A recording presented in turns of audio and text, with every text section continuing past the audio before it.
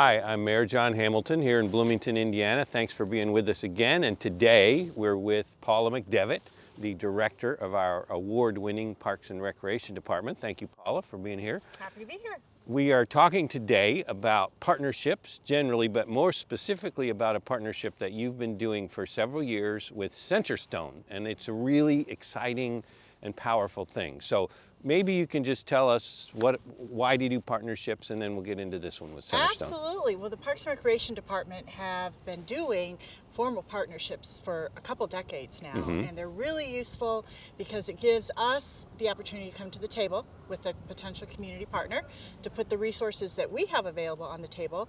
What does the community partner have as resources, and then the community benefits, because 9 times out of 10 we come out with a partnership agreement that is either a program or, in this case, a service and employment program. Like schools you partner with and businesses and all. But this one was with Centerstone, mental health provider.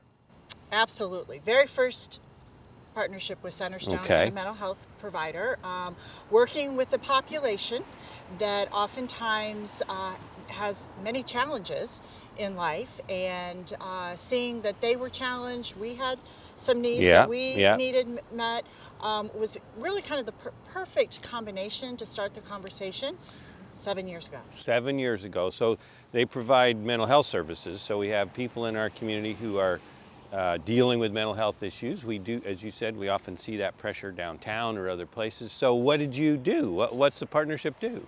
Wow, very exciting partnership that I actually found out about from Boulder, Colorado. Piloted this, and I was at a conference, and the idea and the wheels started turning. So upon return, I pulled together our community partners, and Centerstone was one of the first people that I called. In the Parks Department at that time, and today, we have a lot of outside work. And back in 2016, we were being very challenged with some of our downtown parks and along Kirkwood with just basic maintenance and upkeep and that. So that was our issue. Centerstone runs a very successful employment program. And so they work with clients, teach them basic job skills, interviewing skills, and that. And we essentially had the jobs and the opportunity and the equipment and the locations, and they had the clients that were looking for work. So I remember we talked about this, Paul, and we're going to talk in a moment about how it started and how big it got. But in a way, this is some of these people we're working with and employing now were ones experiencing, we're seeing them on the street, experiencing mental illness and living downtown or different ways. So it was really working with our community to help get them jobs. So we've hired people and they do outside work, helping clean up parks? Well, when we first started, we started very small in a pilot. And one of the key components to it, because in parks, we're really good about knowing how to maintain parks and trails and that. But as far as working with people who are struggling with real life problems and that, or overcoming addiction and that's not our area of expertise. So that was a real key part of the conversation right from the very beginning with Centerstone. So the pilot project started with one crew in park maintenance. How big is a crew? Crew was between 4 and 5 people. But the key component is Centerstone also, part of the partnership, had a supervisor for that crew. That came with it. That came with it. So that when the crew arrived on location at one of our parks, our staff were there with the tools necessary to do the job. Little basic job training, what it involved. But essentially, the Centerstone supervisor worked right along with the crew members and did the work as well, but they were there to manage any challenges that came up. If somebody couldn't make it to work, or there's, life happened. It was in the hands of the professionals, and that's the Centerstone crew. So how'd it work? How's it working, and what is it now, and has it changed? Has it helped us, and has it helped them? I guess. Well, the very first time I went out and visited a crew on a Sunday afternoon in People's Park, and they were just so happy to be there and to be contributing and to feel valued. And that was something that didn't find its way in wording in our partnership agreement. So that was that side benefit. So after that summer, of course, big Parks Department, we have a lot of needs. So the program has grown over the past couple of years. We now have a landscaping crew. that works in our general, we do landscaping all over the city and in our parks. Beautifully. Thank you.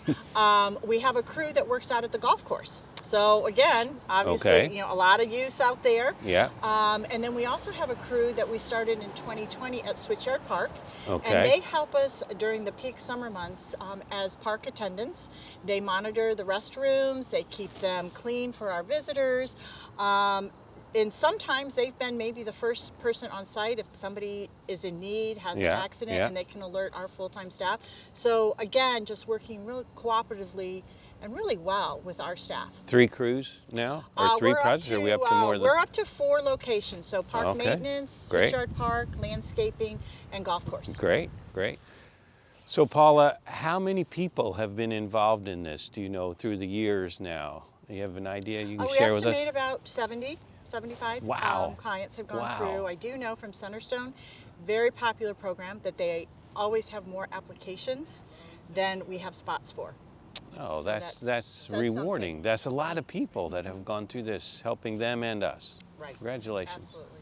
So they make decent wages, and do you know the impact on some of the employees and any good stories out of that? Absolutely. We are very proud that we pay living wage, as we pay all of our seasonal employees, and so to be able to extend that on, that's just a wonderful thing. And then success stories, there have been a few. We have a couple of the Centerstone crew that we have actually hired on our seasonal employee crew. Moving from the project with Centerstone to just become regular direct employees, 3 or 4 of those? 4 today, which is really great. And I also understand from Centerstone that many people that have gone through the program have found homes and a place to live, and have gone on to other jobs, in fact. So it just has a whole lot of, I think, outside positive outcomes that, again, when we started the conversation 6 years ago, we were very centered on the work that needed to get done. But the human side of this story and the partnership is really, really rewarding for all involved.